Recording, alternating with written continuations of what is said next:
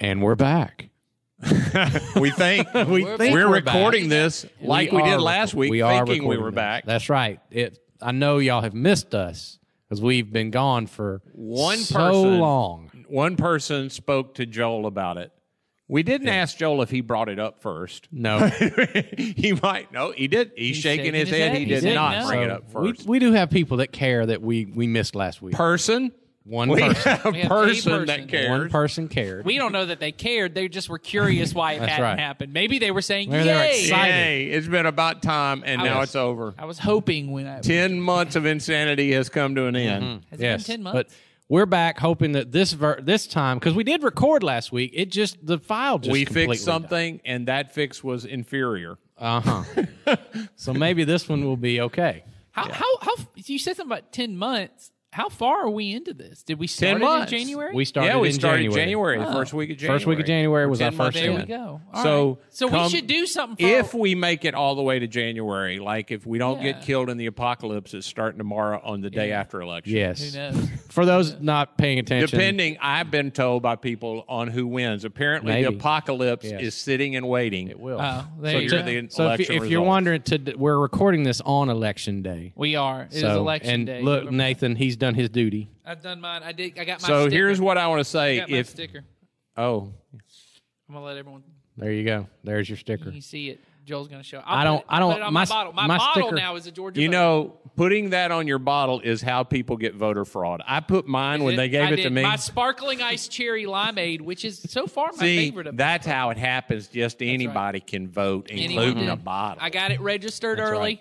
We took it early voting. I gave mine to a little girl who was standing with her mom. I didn't want to wear mine. And, there you go. Later somebody goes, see, that little girl voted. They let it happen. They let it happen. They out don't- of control. They don't care. It's what they've been telling us. That's right. So you early voted, didn't you, Ed? I did So early did I. vote. So did I, and stood in line for 2 hours. I did not have to stand that Really? long. I did. I was about, And then my wife goes today, and it took her 14 minutes. yeah. It was only felt 5 really minutes stupid. for me today. I should have waited till today. I did hear at my voting place the line was no shorter, but they had way more poll workers. Yeah. There were way more poll workers at my voting. Like when I went to early vote, I think total there were people who were working it. One guy outside, one lady that went between inside and outside, 4 people sitting at the table to make sure we were who we said, including that little girl. Mm-hmm. But no one checked on my bottle. And then one somebody, a person, it was a human being inside showing me where to go and where to put the thing afterwards. I think total So today, what is that? That's 7. I voted at the Noonan Center, and I think in total there could have been anywhere between 20 to 30 poll workers total working. I know for sure there was 8 That's people. what I heard from a guy in my neighborhood. That Yeah. There were 30 or so where he went to vote. I know for sure in the room there was over 10, and there were a lot just kind of like out among making sure people got. And I just want it on record. I don't know what it is about me, but I volunteered starting in July that I would love to be a poll worker. I filled out the form. I did it 3 different times. I filled out the form. Not only did they not respond to me, I got a no. Wow. No, I did not. I didn't get So I was like, they found out who you were. So let's just say this. For anybody questioning the integrity of American elections, I'm telling you. the fact that they wouldn't let Ed be a poll worker should give you the utmost confidence. I feel better. I feel much I better did about not. my ballot. I tried my best to be a poll worker. Yeah. Well, And no. I don't mean poll worker. That would have been a bigger no. I was about to say That you probably could have made that. I'm just saying they got less strict standards. Oh no, man. Just saying. We used to have a guy, he's passed away now, that came to our church, and he had been a former strip club owner, and every time anybody would talk about going to the polls, he'd go, I used to own those. It was a regular joke, and I go, David, that's not where they're, I know. Only at Community Christian. Only That's at another one of those stories that we did. Only at Community Christian. This one will also get destroyed in the podcast fire. Yes. The great podcast fire. All right, now before we go any further, I have to acknowledge the elephant in the room for those watching. That's a Wait a political minute, we joke. also have a donkey And in a the room. donkey. Okay. I'm sorry. I didn't mean that literally. And an independent animal. Okay. Badger. I've heard it's badger. Is it? No, I don't know. I don't know. The obvious thing that they're seeing, those watching on YouTube, is that we are spaced apart a little more today. So. Well, they can't see that because we don't have one shot That's of us right, together. but they're wondering why it keeps flipping back and forth. It's because we got tired of sitting close to Jason. Jason was making us sit close. You guys know I don't like being that close. That's the lie. I'm anything, the one in the Jason- office. I'm the one that likes distance. Yeah, as I say, if anything, Jason pushed us away. Yeah, so you messed That's up. correct. I like sitting close, and Jason pushed me away. Whichever cut of this, Joel, you'd like to take. Whatever.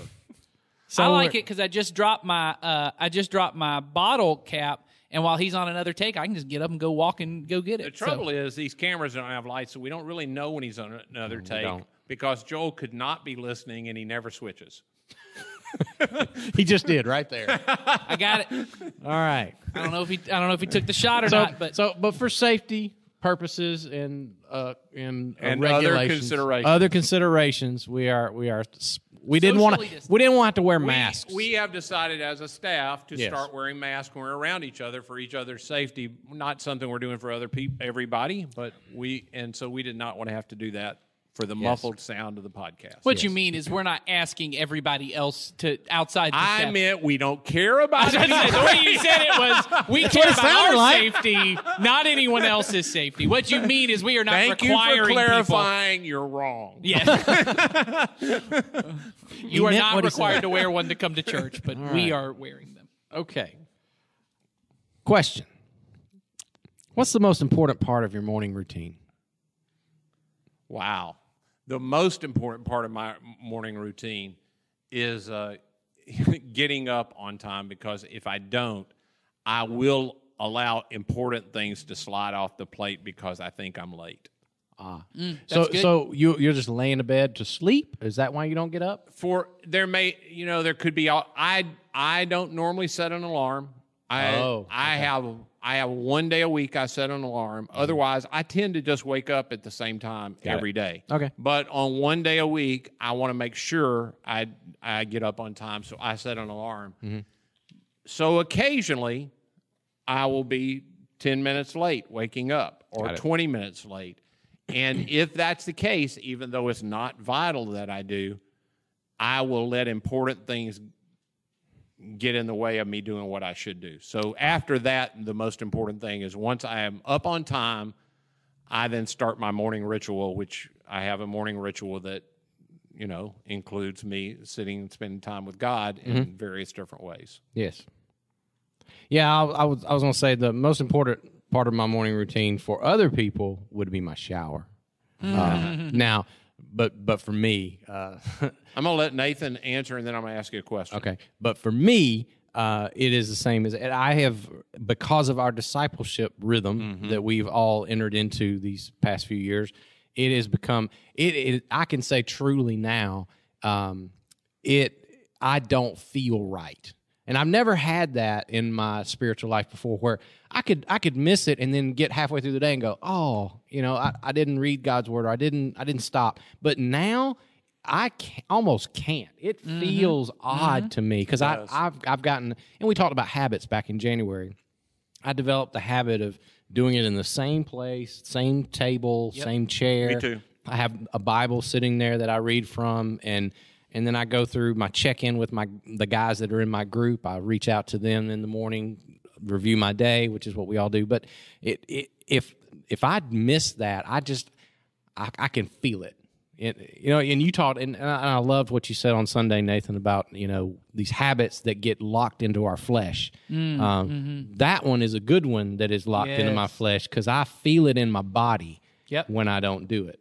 Yep. And I think I'm happy about that. I've never had that in my life. That's a second question I'd like to ask. So remind me, I have two questions. Okay, we'll let Nathan go. I think what everybody said so far, I agree on both the getting up on time. So honestly, one of the most important parts of my morning routine is actually going to bed on time the previous day. That was something that struck me maybe a couple of years ago. Just that I have a tendency, similar to what Ed was saying about if you wake up late, you feel like you have to do stuff. I have a tendency, because of my personality, that I run real hard all day, and I have a hard time stopping myself from doing things. So it's often 8 or 9 o'clock till I'm willing to stop. then I realize, I haven't connected with my wife all day. And then I try to cram that in and also cram in, I want to cool down and watch some TV and like have this. And so I would often end up staying late. I don't think for most people. Now that I've talked to people, I'm often in bed at 9:30.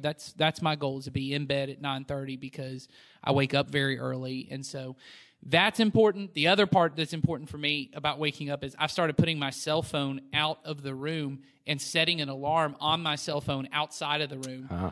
And it forces me, I have to get up to go turn off the cell phone. At that point, I'm already in my bathroom, and I'm like, okay, I can do whatever I need to. I'm not laying in bed. Yeah. But then the other thing is, they both said, is my discipleship routine's important. But one thing that's been very key, I think maybe the last 3 or 4 months we've been doing this. I read from a book of prayer. That's part of mine, and I've weaved my discipleship reading and all of my communication into that book of prayer. But about 3 or 4 months ago, maybe I don't know. Joel's in on this, so producer Joel can somewhere 2 or 3. You're saying I do a prayer meeting now with people virtually. I have a prayer meeting every morning, and we read through this book of prayer, and we share prayer requests, and there's a whole ritual behind it. It's become one of the most important parts of my day. It's very nice to get to share that with other people. So when you all read in some form the Book of Common Prayer, I'm assuming. Yeah, it's not the... It's a modern translation. Yeah, it's not the Anglican Book of Prayer. So there's some other there's other denominational traditions. It's sure. Ecumenical is it's referred to. Yeah, there are all kinds of Anglicans. One, there are all kinds of... Yeah, it pulls from that, all different kinds of denominations. Okay. Yeah. I started using Common Prayer books. I remember talking, it was the first year we started the Madras campus, so that's been a long time ago. That's in 2008. I remember talking at the Madras cafeteria. We had a frontline meeting at Madras, if y'all remember that. I remember that. And I talked about using Common Prayer books. I love Common Prayer books. I don't do them 52 weeks a year anymore. I still do them. My mind doesn't run well if I lock into routines that become routine for me. I have to break all routines for me. Anyway, I wanted to ask you about... You got 2 questions. I do. I have one for him about his thing. When you all do the Book of Common Prayer, do you read? Are you the reader, or does everybody read? Well, when we first started it, there was the website now is all messed up, but there was a website called commonprayer.net, I think. Anyway, and they could read along with me out loud if they wanted. I chose not to because it's a video chat. It would be impossible to sync up us reading the things together, and so it would sound weird. But yeah, I read this one. This one thing I really like about this book of Common Prayer is that there's music in it. So they have suggested songs, once again, from all different kinds of traditions, but sometimes I use theirs. Sometimes I use songs we sing here, or just songs that that speak to whatever we're talking about. So, but yes, I'm primarily the one reading. But then there's always a place where we share prayer requests with one another, and obviously not everyone has one every day, but it's just good. And that's cool. Yeah. So my question for you, Jason, yes, and this may go for Nathan too. I'm interested in you said shower was an important part for other people. Is that the beginning of your daily ritual? No. Like you get up and you shower and then go do other things? No, I do the discipleship rhythm first. Okay. Nathan, do you include body kind of taking care of your body? Mine is yes is the answer to that question. I don't shower before I leave the house, so that probably some people go to the gym and shower, and I shower at the gym. So I get up almost every day at 5:30, and I have some exercise time before, but we're all podcast listeners, and so I have podcasts going, and usually I'm listening to some kind of sermon. There's a break in that where it's important for me because of my personality that I have personal devotion time outside of communal devotion time, because I've realized for me, even though the communal prayer time is so beneficial in a different way than I thought it would be, there's easy because I'm the reader for it to become performative, and so I have a period where it's just for me. I send my email for my discipleship, then I do the common prayer, then I go to the gym. So mine's a little all weaved together.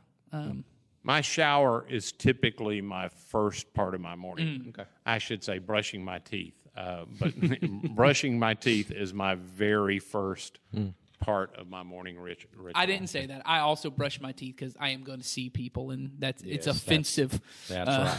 So Yeah. now that we wear masks, though, I'm the only That's one true. that's bothered. That's I'm true. the only one that's bothered. But that's just an old as.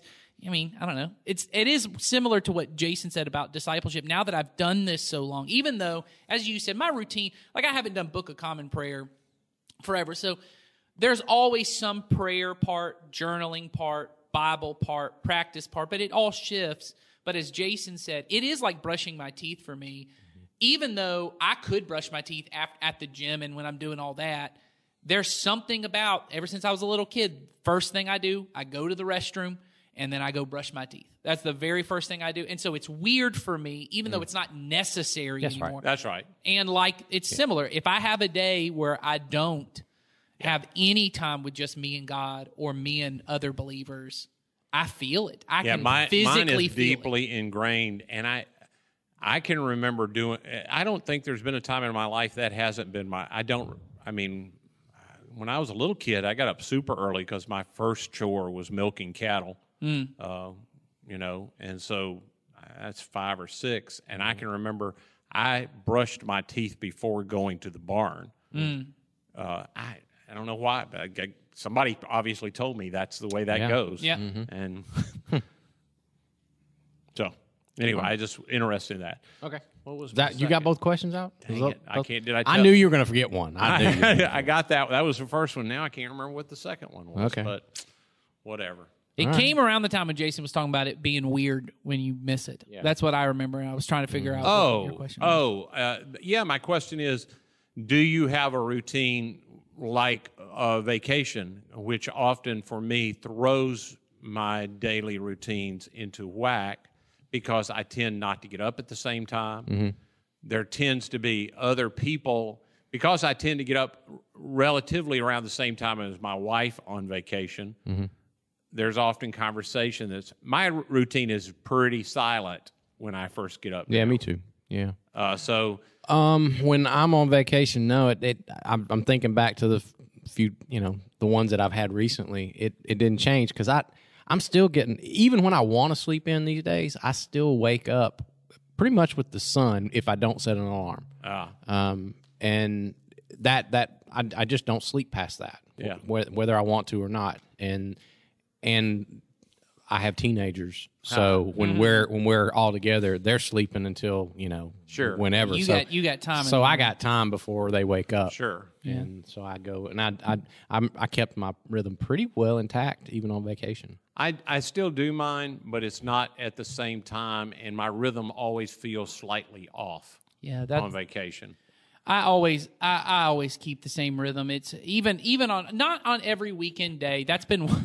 Well, I have a weekend rhythm too. Yeah. I do. But my only true weekend in that sense is Saturday, and it's been a negotiation with my wife and I because once I'm up, it's hard for her not to be up. Sure. And so I agreed on Saturdays I would not wake up at 5:30 in the morning. I would sleep until 6:30 in the morning. And my wife has 40 years of practice of ignoring me. Yeah. And so my ability, she gets up earlier than me now because she, in the last 60 days, because she is doing an exercise routine that she goes very first thing. Okay. So. Yeah. So even when we were on vacation just recently, I was up at 5:30. I also now have a night routine like you, which I haven't. I've struggled with sleep most of my life, but read a book on that some time back as I try to learn, and I now have a nighttime ritual that has really, really changed that all. I've read that as well, that's a very important thing to prepare your body for sleep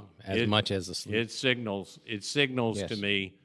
Becky and I have a certain kind of TV program we watch. Mm-hmm. It signals to my brain, okay, after this it's going to be bedtime. Yeah. Well, there's some study, and I can't ever remember where I read it because I was trying to send it to someone the other day. So this may be something I completely made up, but I remember at some point reading this that what happens the last 30 minutes of your day carries over into the next 30 minutes, the next day. That we know for sure that whatever you do first thing when you wake up sets the tone for your day. And everyone kind of gets that. Like, you don't actually wake up angry.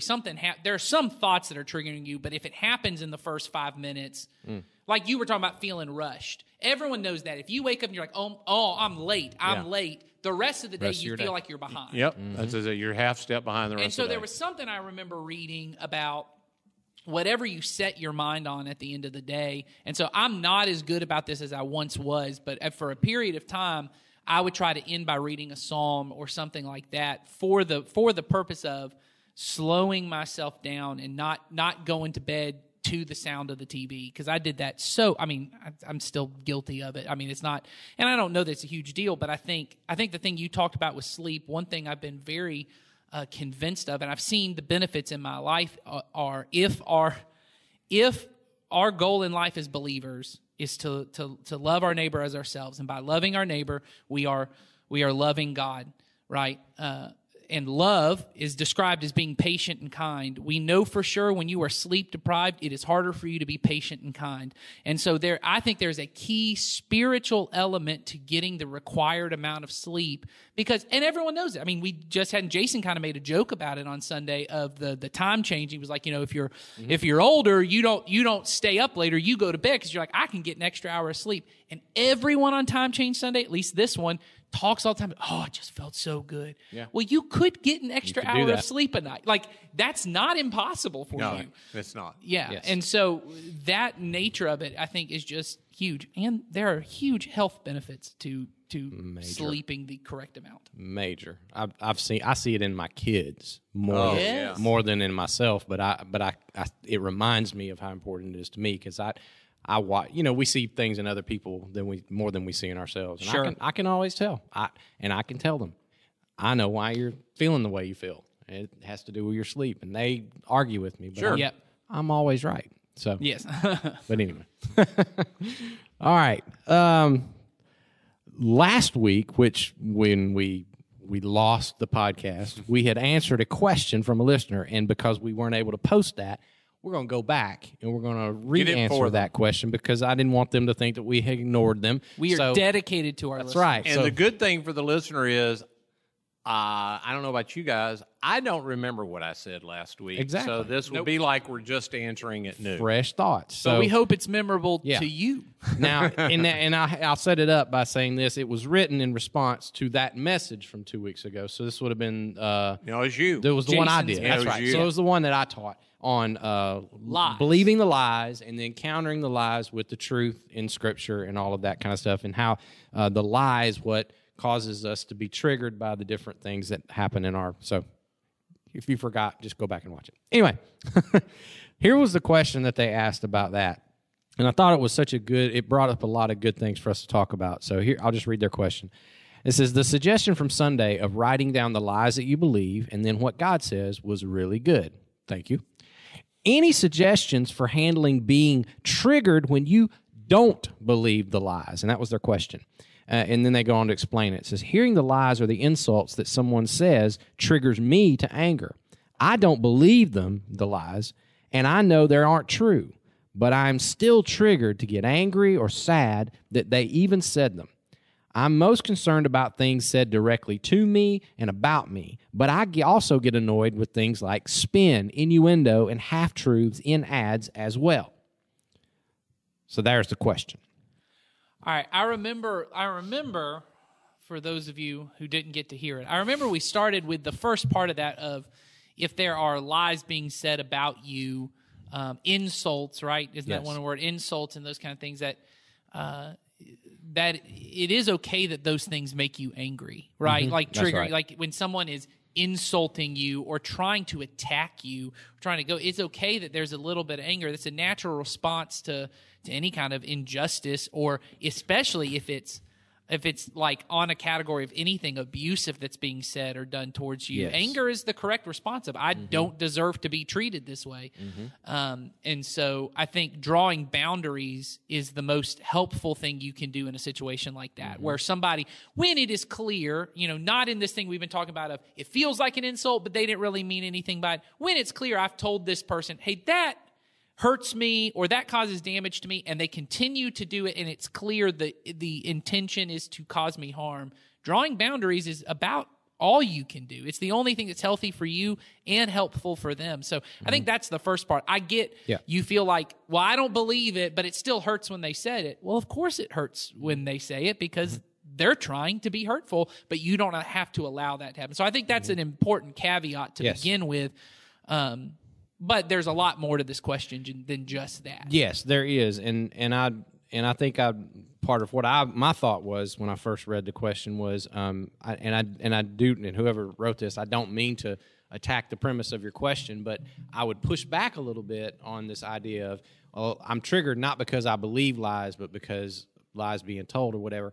I still think that the uncontrolled response of anger and resentment still could be traced back to possibly something that you do believe about what's being said that is causing that reaction in you. And it could be something like, I have to make sure everything that is said about me is correct, and I feel the need to justify myself in every situation.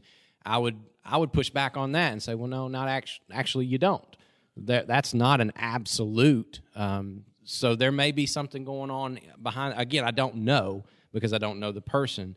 But does that make sense? Did I make sense? It does to me. And, when I heard it again this time, and I can't remember what we said the time before, there seems to be, and boy, this may not be true, so I wish I was having a conversation. Sounds like there's a lot of, I wish I could control this. I wish I could. What I don't want anybody to do is to think this is true. Well, I can't really control what anybody thinks. That's right. I don't know that what was said isn't confirming what they already thought. I don't have any control over any of those kind of things. Yes. And in the end, if truth is really truth, I don't have to defend it. Truth itself is a defense. Yes. Right. Well, and when you talk about one, because I think that's true, I think that's the other beneficial part on anything of having strong boundaries, because boundaries protect you, but boundaries actually protect the other person from you. So when I get to a place where I think it's my job to control what you think about me, that's not in my boundary, right? And the way that I often, when I talk to teenagers about this idea of boundaries, is I use the example of boundaries are just fences, and all a fence does is it does keep people out, but also keeps, if my neighbor has good boundaries and good fences, it keeps me from going in. And so if there is a piece of trash in my yard, it's my responsibility. But if there's a piece of trash in their yard, it's not, I can't go over there and tell them this is what you do on your yard in your time. They have a place to do it. Now, this is where the problem comes. When they start coming to my fence and throwing trash in my yard, I may need a higher fence and a higher boundary to say, I will not allow you to throw your trash into my yard. But that's the benefit of, there are things that are in control, and their thoughts, their emotions, the way they think about me. And that's the hard part when people talk about protecting your reputation. There are things you should do to protect your reputation as far as you can. But part of your reputation is what they think about you. And I can't control what this person thinks about me, but I get the desire to. I'm probably wrong in this, but I've battled this thing of protecting your reputation for a long, long time, because when I was growing up, that was a big deal. My mom and dad said, and I was doing things that they thought were hurting their reputation. It, in fact, didn't affect their reputation at all. Yeah. And it did become my reputation, but it became my reputation because it was my character. Right. Everything that people thought about me that they were afraid that people would hear, the reason people heard it is because it was all true. Right. And so then, I began to think, Are there ways to protect your reputation? There are, but they generally involve me trying to manage what you think about me, which could lead to me not being completely truthful with what's true about my character and caring more about what you think than my character. The only really way to protect my reputation is to work on my character, not about what you think. Yes. Mm-hmm. And so when it comes to boundaries, I can remember when the first time, Henry Cloud and his partner John Townsend are the first ones that made boundaries a big deal in our current culture. Right. I'm not saying they thought it up, but that idea of fences is the way they taught it. Yeah. And the benefit when it finally got clear in my mind is it not only is setting a boundary so that for other people to know, hey, this is, I can't let you do that kind of thing. Mm-hmm. It really is, it defines my property. Yes. For me, because I am a person, by my personality, I want to be in control. I'm not embarrassed to say, I want to be in control of everything. And so I would often run over into other people's boundaries. Mm-hmm. I was not staying in my own yard. If I thought they were wrong, I wanted to set them right. Yeah. But and sometimes it's only my job to set them right in my boundary. Yeah. If they're in my boundary throwing trash into my yard, that's okay.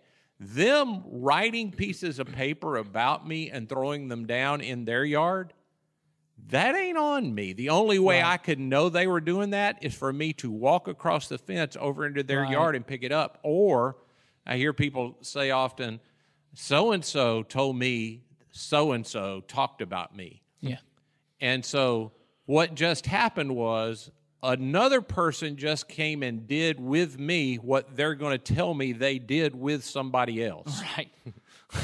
They talked about me to somebody else, so then they came to me and talked to somebody else to me. Yeah. What we know is in common is that person. Yeah. And I think where this gets real blurry, and I see this, and I probably am reading into the question, but I think I'm close to this. It gets real blurry in the world that we live in with so much social media, and we're reading so much of other people's thoughts. Yeah, sure.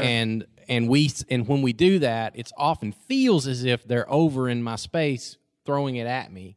When that's not necessarily true. They're just holding an opinion. They just happen to put it into a forum where I would normally not hear it. That is so true about everything that everybody says now is so vastly public and widely spread, and it feels as if it's constantly. But the truth is, I did allow it in, and I decided to read it. I decided to go and seek it out and listen. And I've said this to many people.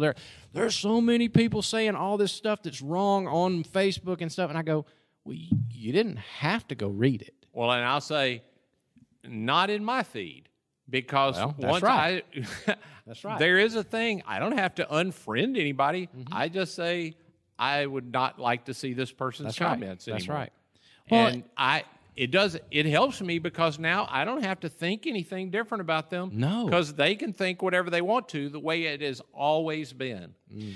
And don't you think, there's such a human nature when you talked about wanting to control. I think all of us want to control. I think all of us go about it different ways, and we use different terms, right? Like I think often people who see themselves as helpers by nature become very crossing boundaries and not seeing it. They go into and they begin.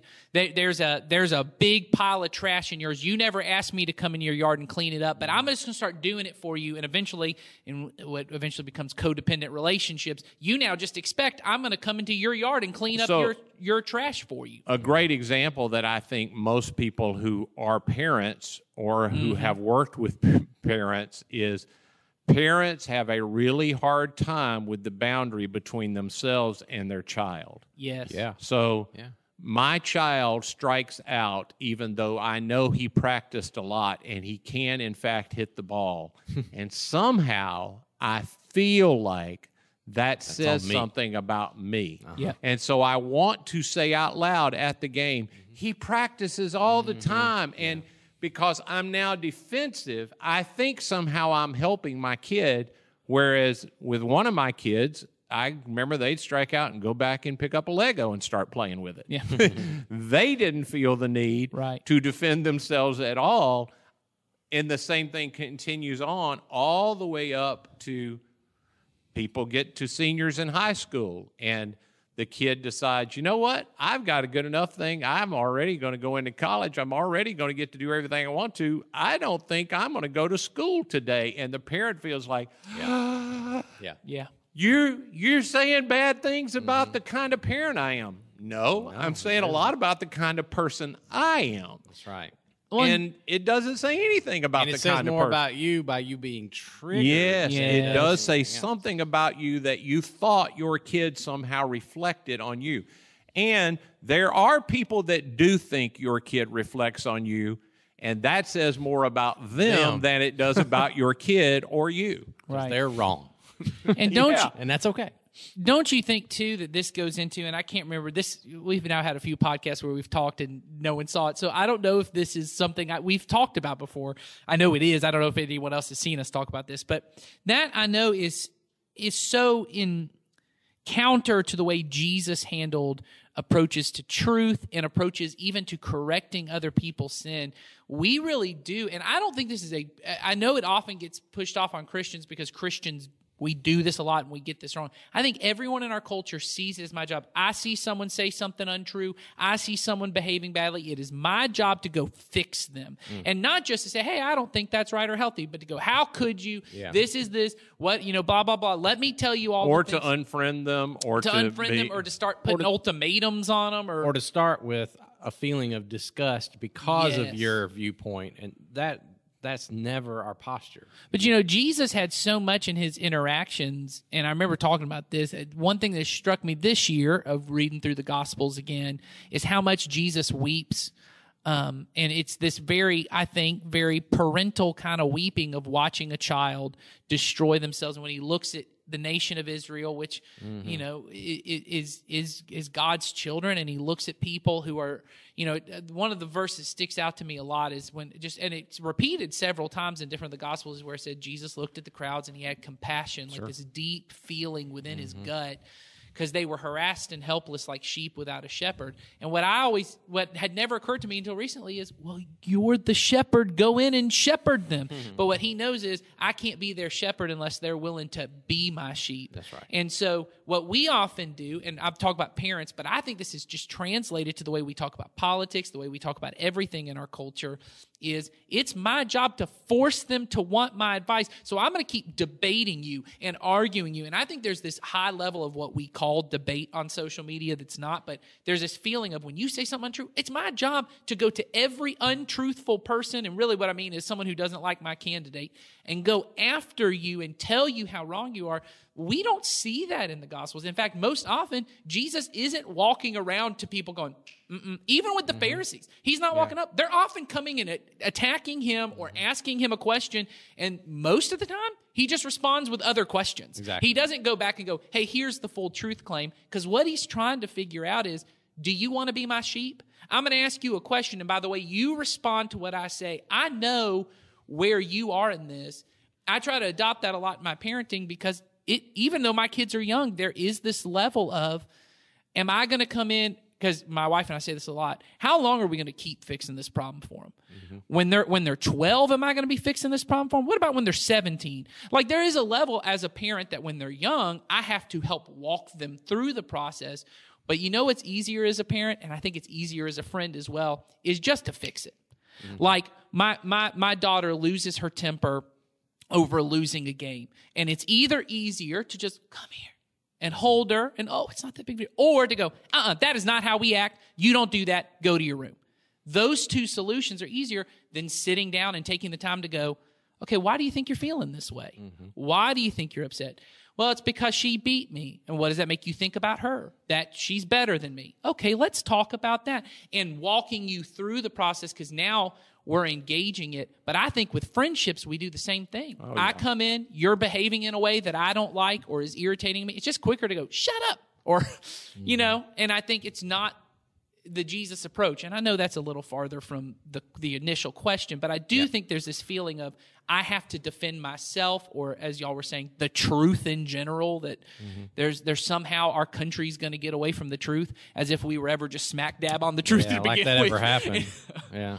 So and so back to the original question, I think the person asked, I would encourage you to consider, instead of the reaction of being frustrated, and I think you mentioned being annoyed or angry at someone being out of sync with the truth, I would ask myself why that is, and then I would advise you much more to live in the area that Nathan just mentioned, where Jesus lived when he heard it, of being really hurt or sad or compassionate for the person. Right. I think that is the more Christ-like posture. Sure. And when you find yourself in that place, I think you're in better company than in the more the posture of being angry or feeling the need to go and be the savior or the corrector of all of the untruth.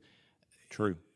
That to me seems to be the better posture. Jason, can you speak a little bit? This is going to take us back into the question a little bit further, but I remember last time you told this story, it's the story of the mint. I'm trying to give us a little lead-in story of the mint. That now. I forgot we had talked about that. I don't remember. Well, this y'all aren't surprised. I don't remember. Okay. MINT? Yes. Yeah, the mint. Yeah. I'll tell you a story. And is it about a coin? No, it's not about the minting process. It's an actual mint. Tell us about money. Yeah, it's an actual mint. Basically, where I learned this was from my counselor, and I was in a session one time, and one of the things that he had worked with me on is dealing with criticism from people, and he had realized that was something that often got me off track mentally, and I spent a lot of mental energy into the things that people said that were critical of me and not wanting to be in the wrong and all of that kind of stuff. And so he led me through this exercise where he said, now I'm going to say some things to you, and I just need you to sit and listen for a moment. And I didn't know where we was going. And then all of a sudden, he just started criticizing me. And he'd known me for a little while, so he knew the things that kind of hurt and stung. Triggered me. And he started saying all this stuff. And I knew he probably didn't mean it, but still I was hearing all this negative stuff towards me, and so the kind of stuff that people who were angry with me would have said. And he just went through this, and it lasted for a couple of minutes, and so I'm taking all of it and listening to it. And then as soon as he finishes, as he gets done, he reaches over to a bowl that had mints in it, and he grabbed a mint, and he said, "Oh, here you go," and he just handed it to me. And I didn't know what was going on, so I'm trying to play along, I guess, with this illustration, so I'm being polite, and I reach and I grab it, and he looks right at me and he says, you don't have to take the mint. Mm-hmm. And at that moment, I connected it back to what he was doing. And what he was trying to teach me was, just because someone says it to you, that does not mean that you absolutely have to internalize it, that you have to roll it around in your head and you have to live it out or live with it or try to correct it. You can just let it just go, and it just becomes air, and then you refuse it and you move on to the next thing. And it had left such an impression on me that I actually took one of those mints from that bowl, and I have it in a place in my bathroom where I get ready every morning, and I see it every day. And every time I see it, I remember the phrase, you don't have to take the mint. Don't take the mint. And so now when I do read negativity or I feel it coming my way, I often remember that. And it reminds me that that doesn't have to live with you. You can just sort of let that go. And it's been a great reminder for me.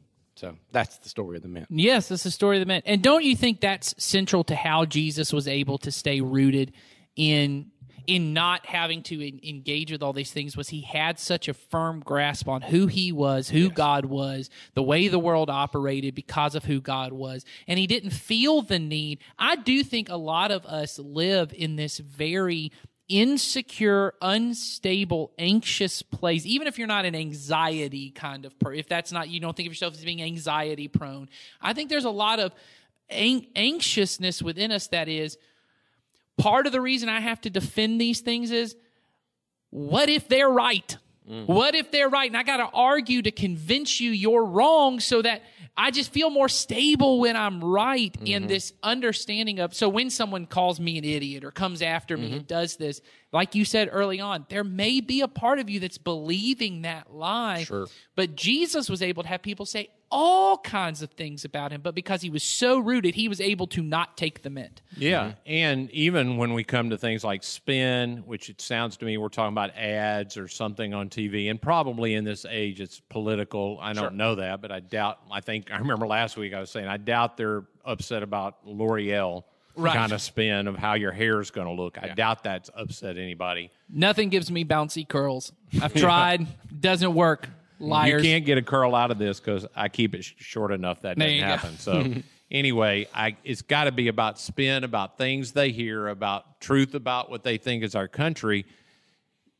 I want it to be set right because I think it really matters what people believe about our country, because I really believe that my thought of how to do this country really matters, and that long term this would be best, which reveals I haven't totally bought into the fact that there is a kingdom that's bigger than this country. That as a follower of Christ, my security is not found in who the president is or who the politician is or what anybody even thinks about the way to govern is, because this particular form of democracy has not been around except for the length of our country. It has not existed before. So there were ways to follow God and are ways to follow God in the kingdom of God that have nothing to do with this republic form of democracy. Which will not last forever. Which it's won't gonna last. die It's at some going to point. go away. And I know people hate for me to say that. They cringe It when I will. say it. It's going to go away. It may not. Maybe not in our lifetime. Every but other form has gone it away. always does. No one currently follows a pharaoh. Yeah. That does not exist, and it ruled the world. It ruled the planet for a while. Yes. Yeah, I think one of the hardest things for people, I think personally, I think politically, I think socially, I think in general with Jesus' teachings are how poorly our imaginations are formed. And what I mean is our ability to view the world differently than it is. And that's really what Jesus was doing. That's why his parables were the way. It's why that you read parables and they're confusing and you go, okay, because the way we're often taught to do it is, okay, I'm supposed to be one of these people. God's supposed to be one of these people. I'm supposed to behave like one of these people. And then you read things, and we've answered some of these where you read it and Jesus said, well, that guy who, I guess God's not the guy who lied and cheated people. Am I supposed to be the one who lied and cheated Or maybe people? nobody's any of those. He's talking about a principle that got taught. Right. And he's capturing this imagination of the way the kingdom. I think often the reason Jesus teaches in parables is because it is supposed to confuse you a little bit. It's supposed to go, well, that's not the way the world operates.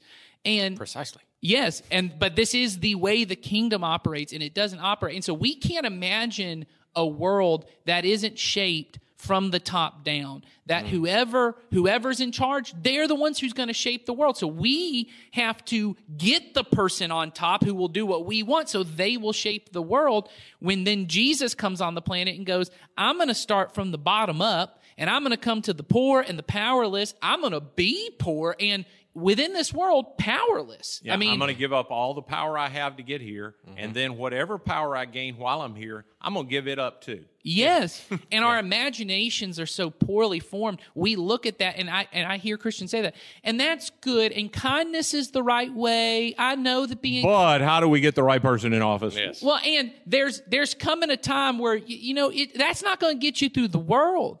And it's not. No, and I would say, no, it wasn't. And for the early church, it didn't. They had a shorter fuse on most of them. And Jesus looks at and that's Pilate, okay. and Pilate says, are you the king? He goes, you said it, but if I were a king, then the way you think about it, my kingdom's just not of this world. It isn't like any kingdom you've ever seen, so I get it doesn't make any sense to you. Yeah.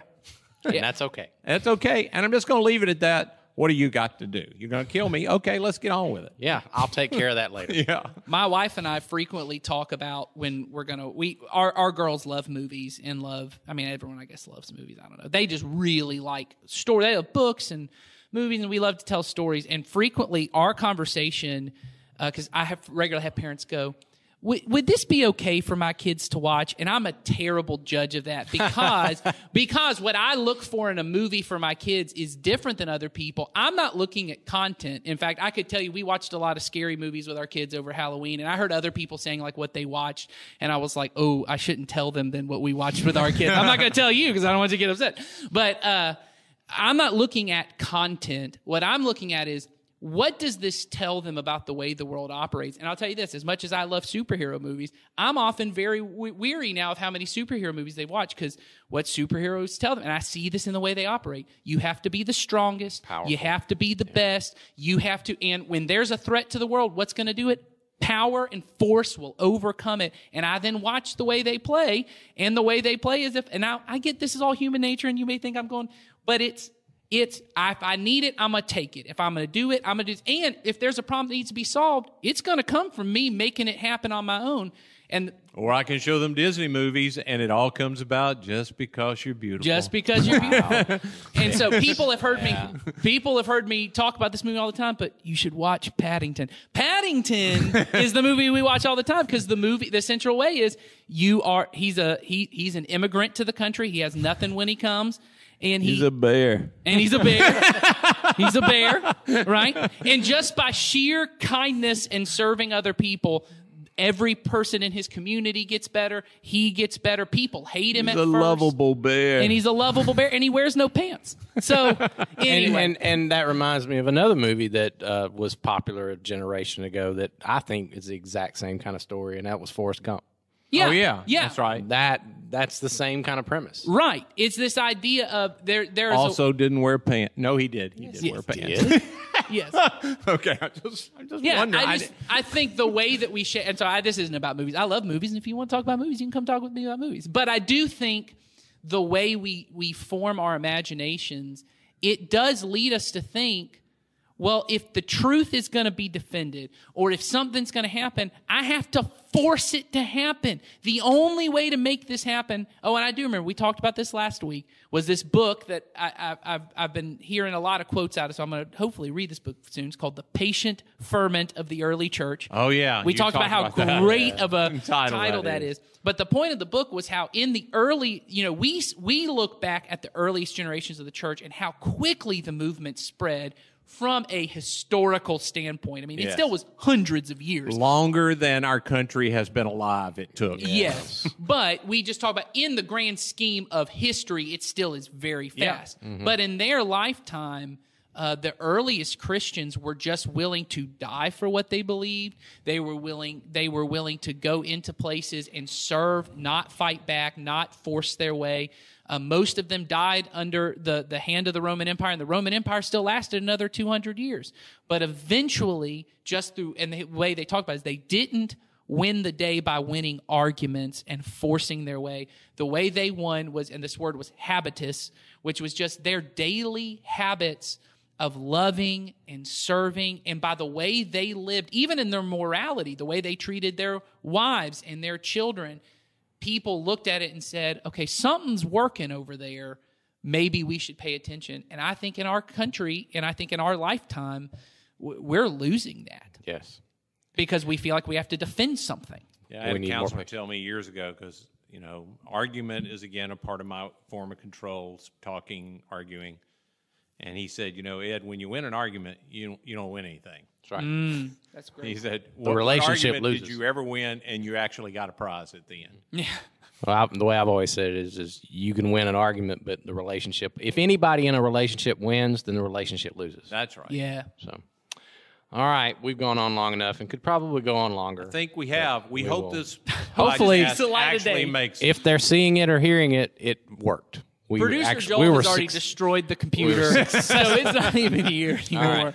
So this week, Ed's got an interesting Yeah, we have 3 weeks in a row that are one-offs, we would call, but they're really 3 in a row that we planned out on specific things we wanted to talk about that we think are very important to talk about over the next 3 weeks. So each of the three of us will take. Yeah, they are not necessarily tied together. They're tied together in the fact that they are very important things for us to talk about at this particular time. Yes. Yeah. So and this Sunday in particular is really a vision kind of Sunday, as we used to call these Sundays. Long time ago. What are we doing? Yeah, I'm looking forward to it. So, all right, one final question before we sign off.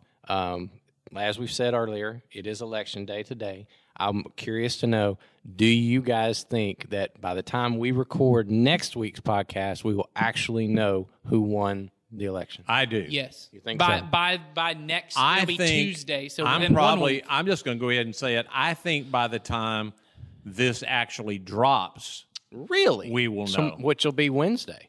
I do. Yeah, we may not have the full results, but we will know it. Again, I think that's. I'm probably going to be wrong. I'm we'll probably see. going to be wrong. I'm willing to say that, but I think it's another part of the spin and all that. I haven't felt the need to defend it. Yep. But I think it's more of fear mongering. And maybe I'm wrong. Hey, If you never see this, it may be because we killed the internet. Yeah. we could have. Not us. I mean, just- the global problem that's about to arise because of this United States election that affects 330 million people, which is a small blip on the rest of the planet. Yeah. And with that, we will see you next week.